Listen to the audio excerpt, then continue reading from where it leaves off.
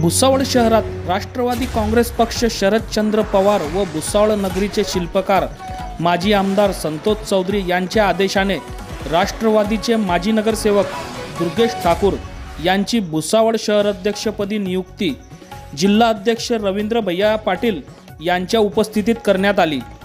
यावेळी तालुका अध्यक्ष दीपक मराठे, माजी नगरसेवक राहुल बोरसे, शहर चिटणीस राजू भोई, युवक उपाध्यक्ष विजय बंगाळे, युवक शहर संघटक सचिन पाटील, सामाजिक न्याय विभाग अध्यक्ष निखिल सपकाळे, गोकुळ राजपूत, हर्षल पाटील, सचिन पारदे, रजत शिंदे, संकेत बाबुळकर, अमोल बारोट आदी कार्यकर्ते उपस्थित होते।